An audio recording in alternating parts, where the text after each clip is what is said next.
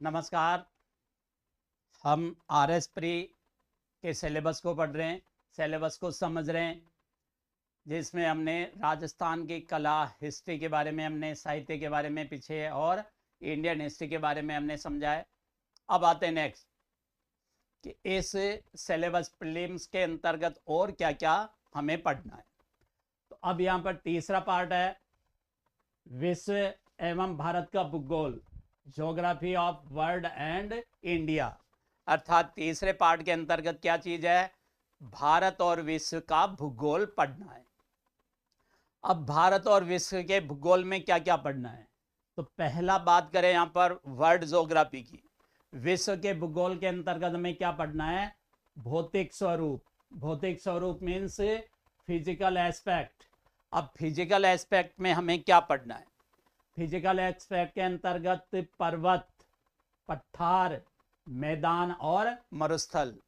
बहुत सारों को तो अभी पर्वत, पठार और मैदान का डिफरेंस भी पता नहीं है, तो ये इनके बारे में हमें पहले डिफरेंस भी समझना, कैसे बनते हैं, किस किस प्रकार के होते हैं, कहाँ पर स्थित है, वो सारी चीजें इसके अंतर्गत विश्व की। अर्थात physical aspects, mountains, plateau, plain and desert. Clear. दूसरा, विश्व भूगोल के अंतर्गत विश्व की प्रमुख नदियां और झीलें, it means major rivers and lakes. पूरे विश्व की बात हो रही है, भारत की बात नहीं हो रही है। वर्ल्ड लेवल पर जो प्रमुख नदियां हैं, प्रोमिनेंट यहाँ पर रिवर्स हैं और प्रोमिनेंट लेक्स हैं, उनके बारे में पढ़ना है।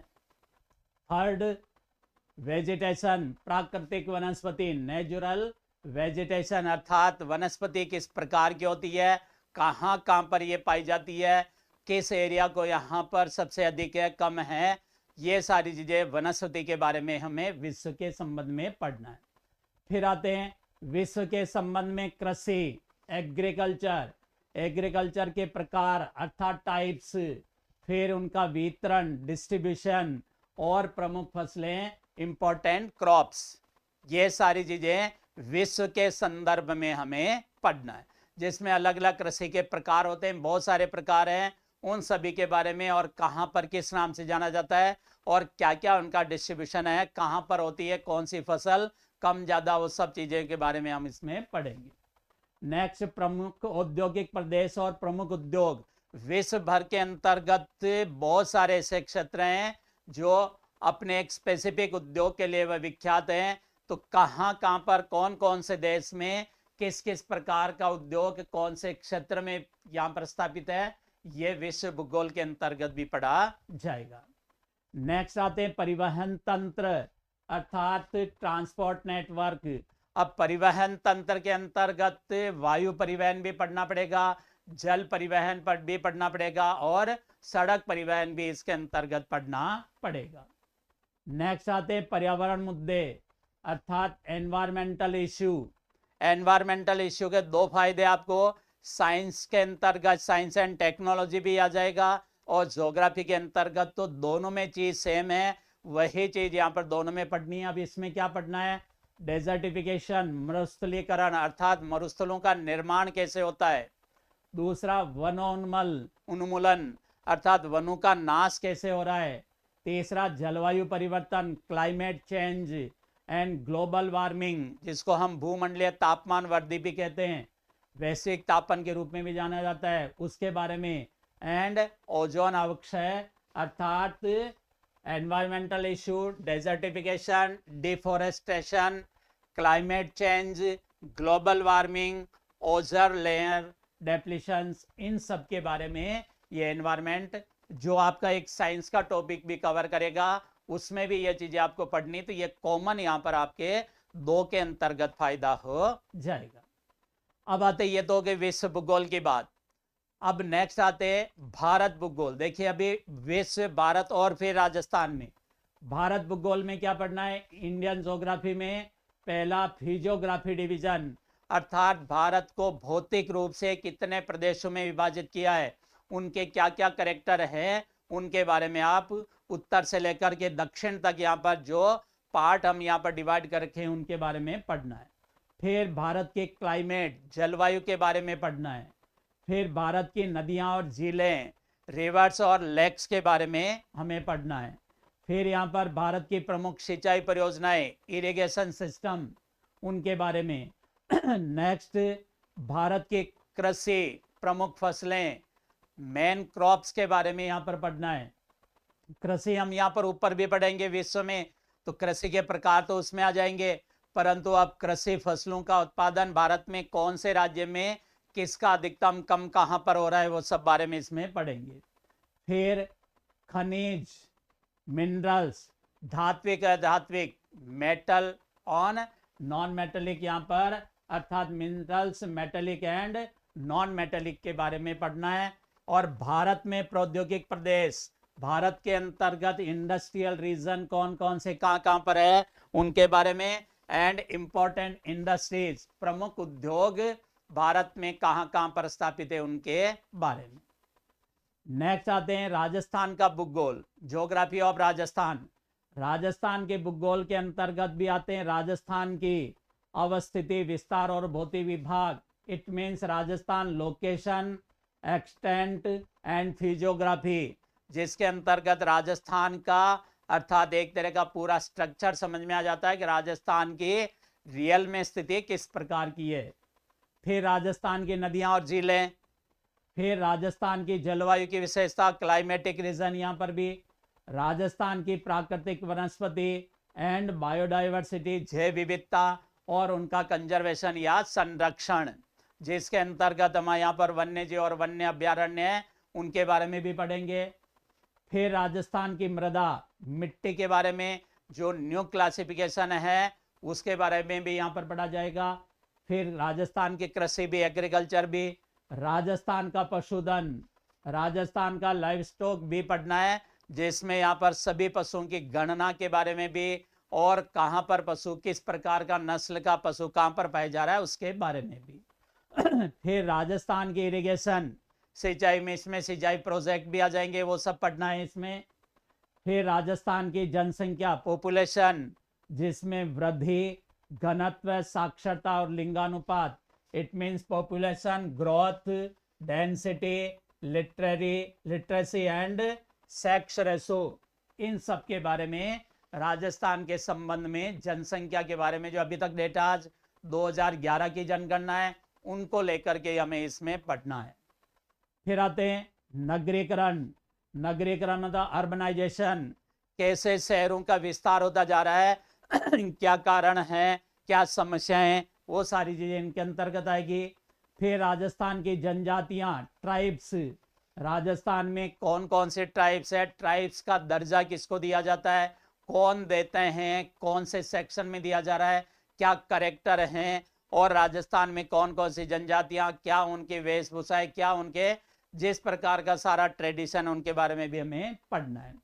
नेक्स्ट आते राजस्थान के खनिज, खनिज यहाँ पर भी धात्विक और अधात्विक, मेटेलिक एंड नॉन मेटेलिक, ये इंडिया का पढ़ेंगे तो यहाँ पर साथ साथ राजस्थान का, परंतु राजस्थान के अंतर्गत कौन से गांव के अंतर्गत कौन सी खान है उसके बारे में भी आपसे पढ़ा या पूछा जाएगा। नेक्स्ट आते हैं टूरिज्म, राजस्थान के अंतर्गत पर्यटन, पर्यटन की क्या संभावना है, पर्यटन के लिए क्या योजनाएं चल रही है, कौन कौन से पर्यटक क्षेत्र है, किस प्रकार का पर्यटन होता है, वो सब चीजें इसके अंतर्गत पढ़ना है। ये राजस्थान का ज्योग्राफी के बारे में। नेक्स्ट आते हैं, अगला चौथा टॉपिक है, चौथा जो यहाँ पर सब्जेक्ट वो है भारतीय संविधान, राजनीतिक व्यवस्था और शासन। It means Indian constitution, political system and governance, इन सब के तो कुल मिलाकर के इसके की अगर बात करें, पूरा कॉन्स्टिट्यूशन हमें इसके अंतर्गत पढ़ना है, जिसमें क्या क्या आ गया, संविधान का निर्माण, फ्रेमिंग ऑफ द कॉन्स्टिट्यूशन, जिसके प्रियम्बल या उद्देशिका, फिर नागरिकता, सिटीजनशिप, मौलिक अधिकार, फंडामेंटल राइट्स, राज्य की नीति निषेधक तत्व, ये स्टेट एलिमेंट, यहाँ पर जो डायरेक्टिव प्रिंसिपल एलिमेंट है वो उनके बारे में। नेक्स्ट मौलिक कर्तव्य, फंडामेंटल ड्यूटीज, इन सब के बारे में। उसके बाद में आते हैं संघीय सरकार, सेंट्रल गवर्नमेंट, जिसमें कार्यपालिका, विधायिका और न्यायपालिका यहाँ पर दे रखा है। यूनियन गवर्नमेंट, एग्जीक्यूटिव, एग्जीक्यूटिव मतलब कार्यपालिका, लेजिस्लेचर मतलब विधायिका, एंड जुडिशरी मतलब न्यायपालिका। सबका डिफरेंट बहुत महत्वपूर्ण है। ये कितने कितने क्वेश्चन क्या है, सारी चीज भी हम देखते हैं, कैसे यहाँ पर पास हो जा सकते हैं, कैसे हम यहाँ पर एक सही ढंग से तरीका लेकर चलें तो इजी वे में इसको पास कर सकते हैं, कवर कर सकते हैं, वो सब चीज भी मैं आपको बताऊंगा। अभी केवल हम सिलेबस देखते हैं। फिर संघ राज्य संबंध, अर्थात सेंटर और स्टेट के बीच में किस प्रकार का रिलेशन है, उनके बारे में। इमरजेंसी प्रोविजन, आपातकालीन प्रावधान क्या कर रखे, कौन कौन से आपातकाल होते हैं, वो तीनों प्रकार के आपातकाल के बारे में भी इसमें उल्लेख। नेक्स्ट आते हैं शहरी और ग्रामीण स्थानीय शासन, अर्थात लोकल सेल्फ गवर्नमेंट, जिसको हमने शहरी क्षेत्र के अंतर्गत भी, जिसको नगरीय नगरपालिका शासन कहते हैं, और ग्रामीण क्षेत्रों के शासन को पंचायती राज कहते हैं। इनके बारे में भी हमें पढ़ना है। इसके बाद में आते हैं निर्वाचन आयोग, इलेक्शन कमीशन, संघ की बात कर रहे हैं। उसी के साथ में संघ लोक सेवा आयोग, यूपीएससी के बारे में। फिर राष्ट्रीय मानवाधिकार आयोग, राष्ट्रीय मानवाधिकार आयोग मतलब नेशनल ह्यूमन राइट कमीशन। फिर राष्ट्रीय महिला आयोग, नेशनल वुमेन या कमीशन फॉर वुमेन। राष्ट्रीय बाल अधिकार संरक्षण आयोग, national commission for protection of child rights. And last में नीति आयोग, नीति आयोग के बारे में भी हमें पढ़ना है। उसके बाद आते हैं लोक नीति, पब्लिक पॉलिसी क्या होती है उसके बारे में। नागरिक चार्टर किसे कहते हैं, चार्टर का मतलब क्या, सिविल चार्टर क्या होते हैं उनके बारे में। सोशल ऑडिट या सामाजिक अंकेक्षण क्या होता है उसके संबंध में। शिकायत निवारण प्रणाली, अर्थात हमारी कोई ग्रीवनेस है उसको कैसे हमारे भारत के अंतर्गत निपटाने के संबंध में। तो यहां हम देखते हैं public policy, citizen charter, social audit and grievance redressal system in India. फिर इसके अंतर्गत क्या क्या सिस्टम में यहां पर अपना रखे हैं, तो लोकपाल, लोकपाल के बारे में पढ़ना है। लोकायुक्त, लोकायुक्त के बारे में। सेंट्रल विजिलेंस कमीशन, केंद्रीय सतर्कता आयोग के बारे में पढ़ना है। और केंद्रीय सूचना आयोग, सेंट्रल इंफॉर्मेशन कमीशन के बारे में भी हमें इस संविधान के अंतर्गत पढ़ना है। साथ ही साथ यहां पर अब आते हैं राजस्थान की राजनीतिक एवं प्रशासनिक व्यवस्था, अर्थात political and administrative system in Rajasthan. Rajasthan के अंतर्गत यहाँ पर राजनीतिक व्यवस्था, पॉलिटिकल सिस्टम कैसा है, उसके अंतर्गत आपको गवर्नर या राज्यपाल के बारे में पढ़ना है। मुख्यमंत्री एवं मंत्रिपरिषद, यहाँ पर चीफ मिनिस्टर और काउंसिल ऑफ मिनिस्ट्री के बारे में पढ़ना है। राजस्थान विधानसभा, स्टेट लेजिस्लेचर के बारे में पढ़ना है। राजस्थान उच्च न्यायालय, स्टेट हाई कोर्ट के बारे में। अधीनस्थ न्यायालय या एडोक, यहाँ पर जो हमारे यहाँ पर अधीनस्थ न्यायालय, सबऑर्डिनेट कोर्ट, उसके बारे में पढ़ना है। और न्यायिक निकाय के बारे में, यहाँ पर जुडिशियल कौन कौन सी बॉडी है उसके बारे में। एंड एडवोकेट जनरल या राज्य का जो महाधिवक्ता उसके बारे में हमें इसमें राज्य के अंतर्गत पढ़ना है। साथ ही साथ राज्य के मुख्य सचिव, चीफ सेक्रेटरी के बारे में। राज्य सचिवालय, स्टेट सेक्रेटरीट के बारे में। विभिन्न विभागों के निदेशालय, डायरेक्टरेट के बारे में। संभागीय आयुक्त, यहाँ पर कमिश्नर, डिविजनल कमिश्नर के बारे में। जिला कलेक्टर, जिला मजिस्ट्रेट के बारे में। पुलिस अधीक्षक, जिसको एसपी बोलते हैं, सुप्रिटेंडेंट ऑफ पुलिस के बारे में। उपखंड अधिकारी, जो यहाँ पर एसडीएम कहलाता है, उसके बारे में। एंड तहसीलदार के बारे में इसमें पढ़ना है। नेक्स्ट राजस्थान लोक सेवा आयोग, आरपीएससी के बारे में पढ़ना है। राजस्थान राज्य निर्वाचन आयोग, स्टेट इलेक्शन कमीशन के बारे में पढ़ना है। राजस्थान सूचना आयोग, स्टेट इंफॉर्मेशन कमीशन के बारे में। राजस्थान राज्य महिला आयोग के बारे में, या फिर राजस्थान स्टेट वुमेन कमीशन के बारे में। और राजस्व मंडल, बोर्ड ऑफ रेवेन्यू के बारे में। तथा लोकायुक्त के, राजस्थान लोकायुक्त के बारे में ये पढ़ना है। अब देखिए राजस्थान में पंचायती राज और नगर पालिका का प्रशासन के बारे में स्पेशली यहाँ पर अलग पॉइंट दे रखा है, इसको भी आपको इसके अंतर्गत पढ़ना है। ये हुआ पॉलिटिकल का सिलेबस। नेक्स्ट जो सब्जेक्ट है वो है इकोनॉमिक्स। इकोनॉमिक्स के अंतर्गत यहाँ पर देखते हैं economic concept and Indian economy, आर्थिक अवधारणा एवं भारतीय अर्थव्यवस्था। अब देखिए ये दे रखा है इकोनॉमिक ग्रोथ एंड डेवलपमेंट, आर्थिक समृद्धि और विकास। तो यहाँ डिफरेंस समझना पड़ेगा कि डेवलपमेंट एंड समृद्धि या ग्रोथ किसे कहा जाता है। तो पहले इन दोनों के बीच में अंतर समझेंगे, फिर यहाँ पर क्या क्या कैरेक्टर उसके अंतर्गत पढ़ेंगे। नेक्स्ट, पर्यावरण क्षरण और सतत विकास, it means environmental degradation and sustainable development. पर्यावरण को क्या नुकसान हो रहा है, कैसे नुकसान हो रहा है, और सतत विकास किसे कहा जाता है, उनके बारे में, ये अवधारणाओं के बारे में पढ़ना है। नेक्स्ट आएंगे इकोनॉमिक्स में विकास के मापक, अर्थात मेजरमेंट ऑफ डेवलपमेंट। डेवलपमेंट के मापक क्या क्या होते हैं, कैसे पता चल रहा है किसी देश में विकास हो रहा है या नहीं हो रहा है, क्या क्या मापक में, पारंपरिक माप, ट्रेडिशनल या कन्वेंशनल मेथड। दूसरा मानव विकास सूचकांक, HDI जिसको बोलते हैं, ह्यूमन डेवलपमेंट इंडेक्स। तीसरा इससे अन्य संबंधी सूचकांक और अदर रिलेटेड इंडिकेशन, जिसके संबंध में हमें यहाँ पर पढ़ना है।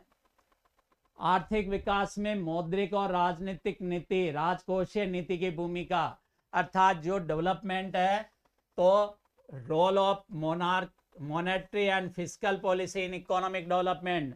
तो पहले तो यहाँ पर कि फिस्कल पॉलिसी क्या होती है, मॉनेटरी पॉलिसी क्या होती है, क्या क्या इनके एलिमेंट होते हैं, इनको बदलने से क्या परिवर्तन होता है, ये सारी चीजें इसके अंतर्गत, जो GDP से रिलेटेड बहुत सारी चीजें इसके अंतर्गत आएगी।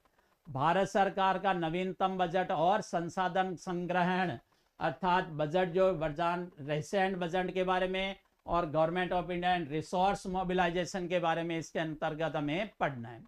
साथ ही साथ राजकोषीय संघवाद, अर्थात फिस्कल फेडरेशन के बारे में पढ़ना है, जिसमें केंद्र राज्य वित्तीय संबंध और वित्त आयोग के बारे में, स्टेट और सेंट्रल गवर्नमेंट के फाइनेंशियल रिलेशन किस रूप में, और फाइनेंस कमीशन होता है, उसके बारे में भी हमें इसके अंतर्गत पढ़ना है। अगला कृषिगत विकास, संस्थागत और तकनीकी पहलू, agriculture development, institutional and technology के एक्सपर्ट, अर्थात कृषिगत विकास में हमारे देश में कृषि से रिलेटेड क्या क्या संस्थाएं स्थापित की गई है, और उसके साथ साथ यहाँ पर क्या क्या टेक्निक हम इस कृषि में उपयोग में ले रहे हैं, उसके संबंध में। साथ ही साथ भारत कृषि में सुधार, चुनौतियां, सरकारी पहल, अर्थात भारत के अंतर्गत कृषि में क्या क्या सुधार करना है, हमारे सामने क्या क्या चुनौतियां हैं, और सरकार के द्वारा क्या क्या योजनाएं इसके लिए चलाई जा रही है, वो सारी चीजें इसके अंतर्गत। नेक्स्ट इसके अंतर्गत आता है औद्योगिक वृद्धि, अर्थात इंडस्ट्रियल ग्रोथ, अर्थात उद्योगों के बारे में हमें पढ़ना है। औद्योगिक वृद्धि का स्वरूप क्या है, पॉलिसी नीति क्या है, और औद्योगिक सुधार क्या क्या किया गया है।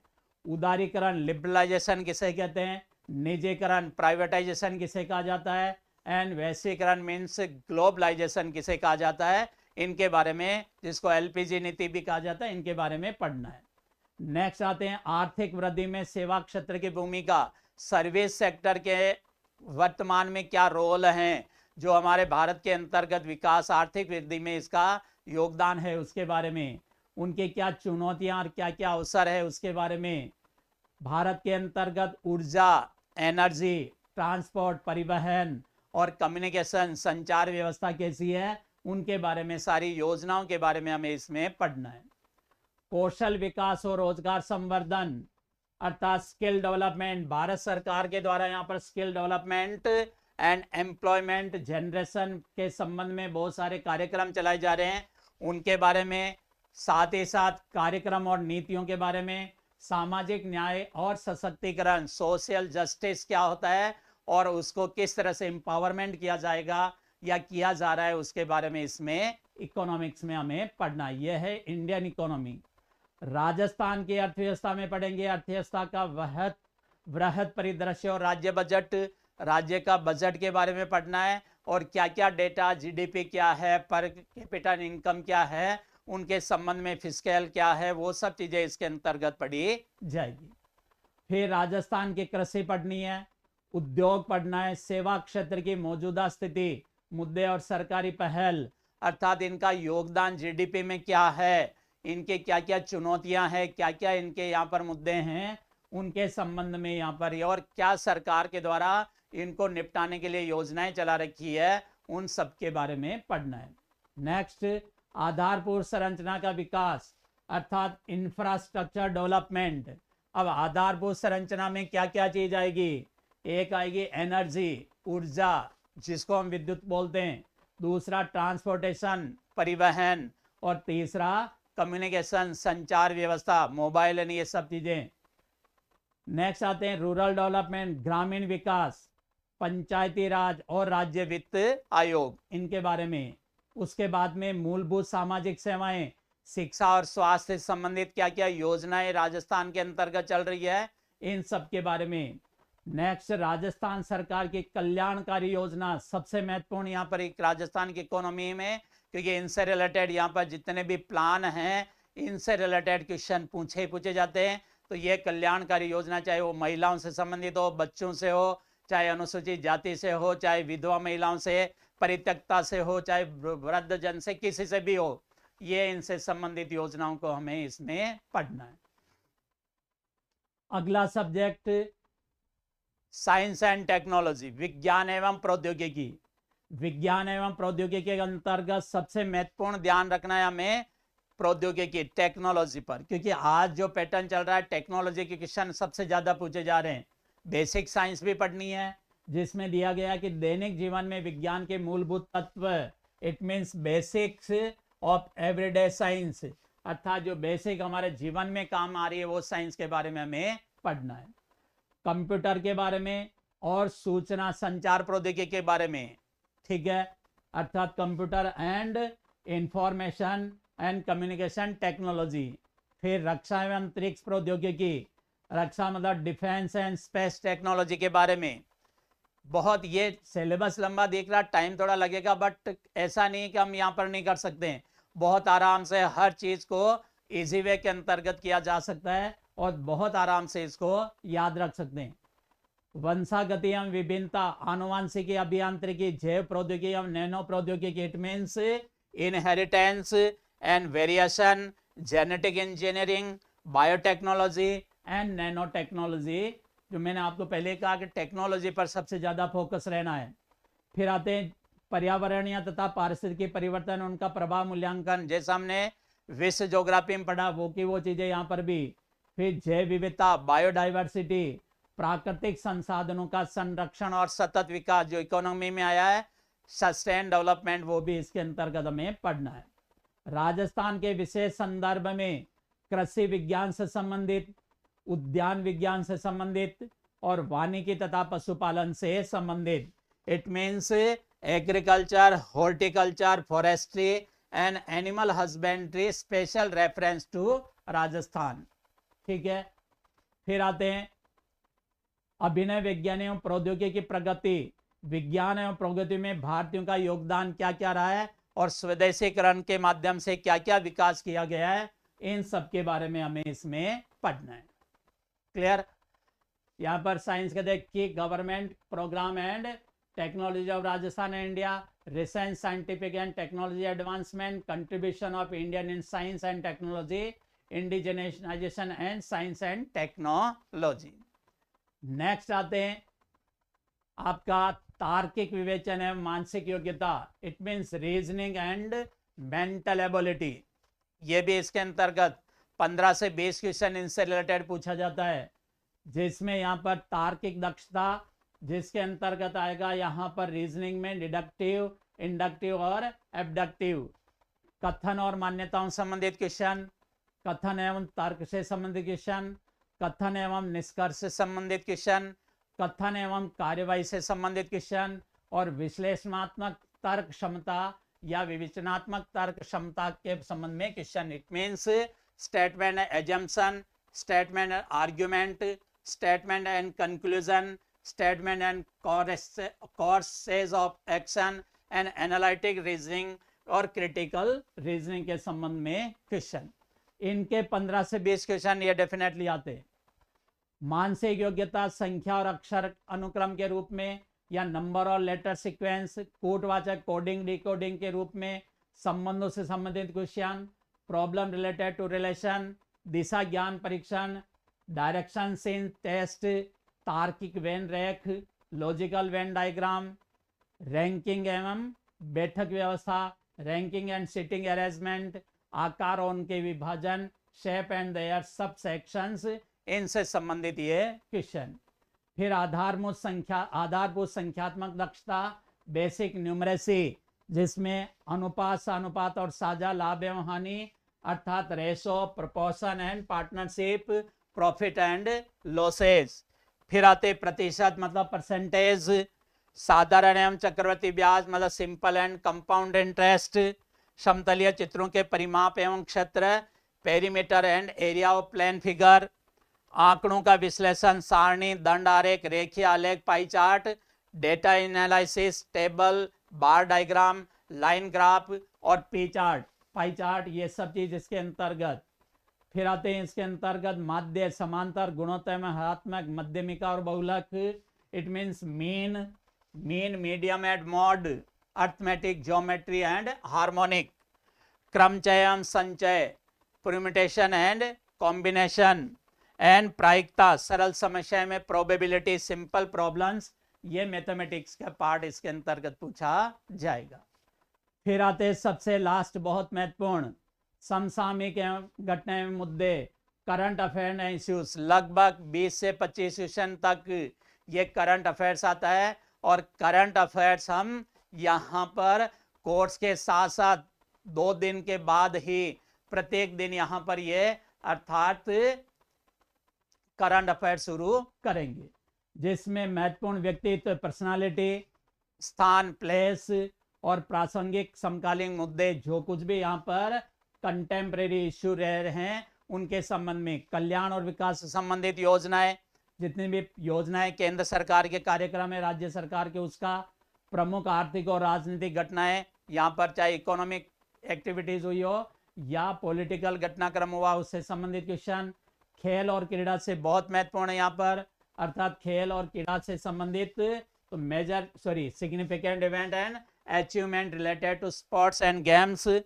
प्रमुख पुरस्कार, भारत और विश्व के, राजस्थान के प्रकाशन और प्रतिष्ठित लेखक, इनके संबंध में, राजस्थान सार्वजनिक परीक्षा भर्ती में अनुचित साधनों की रोकथाम के उपाय अधिनियम 2022 से रिलेटेड भी क्वेश्चन इसके अंतर्गत पूछे जाएंगे। तो ये आपका पूरा डिटेल्ड, पूरा यहाँ पर विस्तृत एग्जाम सिलेबस है। अब हम देखते हैं इस सिलेबस को कवर करते हुए कैसे यहाँ पर इस एग्जाम को हम पार कर सकते हैं। मेरी यहाँ पर विश्वास है और 100% इस 6 महीने के अंतर्गत बहुत सिस्टमेटिक रूप से पढ़ते हुए अगर हम तैयारी करें तो डेफिनेटली इस प्री एग्जाम को बहुत आराम से पास किया जा सकता है। एक जिसके अंतर्गत आपके यहाँ पर क्वेश्चन बनेंगे, जो कुछ पार्ट ऐसे जिसमें करंट अफेयर के लगभग आपसे 20 से 25 क्वेश्चन के बीच में 20 से 25 क्वेश्चन करंट अफेयर के आते हैं। आप जुड़े रहिए मेरे से और ये देख लीजिए, आपको एग्जाम के दिन अपने एग्जाम में देखना, ये एक बार नहीं, हमने कितने इस तरह के रिकॉर्ड बनाए कि यहाँ पर पूरे के पूरे क्वेश्चन यहाँ पर पढ़ाए हुए से या मेरी बुक से मिले हुए, वो यहाँ पर भी अभी भी आपको 100% मिलेंगे 20 से 25 क्वेश्चन के अंतर्गत आपको करंट के। दूसरा, राजस्थान जीके का लगभग 40 से 45 क्वेश्चन, राजस्थान को आपकी जचे जहाँ पर पढ़ लेना और फिर ये वागीसा पर आना और फिर पढ़ना मेरे पास में आकर के। अगर इनमें से कहीं क्वेश्चन निकल जाए तो यहाँ पर मुझे आकर बताना है यहाँ पर कि जो राजस्थान से रिलेटेड कोई सा भी क्वेश्चन, किसी भी प्रकार का क्वेश्चन हो, इस 40 से 45 क्वेश्चन को हम इसमें बहुत आराम से कवर करेंगे। हिंदी मीडियम हो या इंग्लिश मीडियम, उन दोनों के लिए पूरी तरह से यहाँ पर मैटर प्रिपेयर्ड हैं, क्लासेस प्रिपेयर हैं और बहुत सुपर तरीके से अब आपको पढ़ना है और उसको याद करना, ये आपकी जिम्मेदारी। पढ़ाना और मैटर कलेक्शन आपके लिए हम तैयार हैं, जो यहाँ पर आपको सुपर तरीके से मैटर अवेलेबल है। तीसरा, आपको यहाँ पर पास होने का कॉन्स्टिट्यूशन के 15 से 20 क्वेश्चन आते हैं और आप देखिए 15 से 20 क्वेश्चन के आंसर किस रूप में, हाँ जाना पड़ेगा डेप्थ में, यहाँ सरफेसली में कुछ भी नहीं पढ़ाऊंगा, सारी चीजें जो होती है बहुत डेप्थ में, और डेप्थ के अंतर्गत फिर उनका मन करे जैसे पूछे उनका आंसर यहाँ पर, जैसा अभी आपने यूपीएससी का एग्जाम देखा है, यूपीएससी का एग्जाम स्टैंडर्ड को लेकर के माइंड में लेकर चलिए, और हम भी यहाँ पर पहले से वही लेकर के चलते हैं कि वो जिस लेवल का यहाँ पर क्वेश्चन पूछ रहा है आरएस के अंतर्गत आरपीएससी में भी हमें उसी लेवल को लेकर के चलना है। चौथा, science and technology. Science and technology में भी आपके लगभग 20 क्वेश्चन, ये 20 क्वेश्चन भी आपको आराम से जिसके भी पास होना है, ये कुछ पार्ट जिसको। फिर पांचवा यहाँ पर आता है ज्योग्राफी। ज्योग्राफी में लगभग 17 से 20 क्वेश्चन आते हैं, इंडिया वर्ल्ड और राजस्थान के यहाँ पर अगर इंडिया और वर्ल्ड के बारे में, तो यहाँ पर ये ज्योग्राफी के भी क्वेश्चन इस प्रकार से। फिर यहाँ पर इकोनॉमिक्स के क्वेश्चन, इकोनॉमिक्स के क्वेश्चन भी यहाँ पर आपके लगभग 12 से 15 क्वेश्चन यहाँ पर इकोनॉमिक्स से रिलेटेड क्वेश्चन बैठते हैं। इस तरह से यहाँ पर आपको, और करंट आपको मैंने जो बताया करंट के क्वेश्चन यहाँ पर सबसे महत्वपूर्ण यहाँ पर रोल रखेगा, और बाकी सब्जेक्ट का भी यहाँ पर। और आप क्लास देखिए, जो भी मैं यहाँ पर अगर ज्वाइन करना चाहें, मेरा यहाँ पर ऐप है वागीसा आरएस एकेडमी,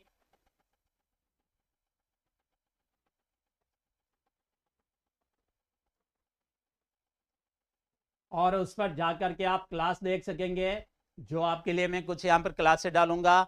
और मैटर सबसे महत्वपूर्ण, क्योंकि देखिए बहुत पढ़ाने वाले की कोई कमी नहीं, परंतु यहाँ पर ध्यान रखिए, एक जो जिसका भी अनुभव होता है, यहाँ पर अनुभव सबसे महत्वपूर्ण चीज होती है। और जितनी गहराई आज की तारीख में आरपीएससी जा रहा है, वहां तक अगर हम नहीं गए तो ये एग्जाम हमारे किसी काम का नहीं है।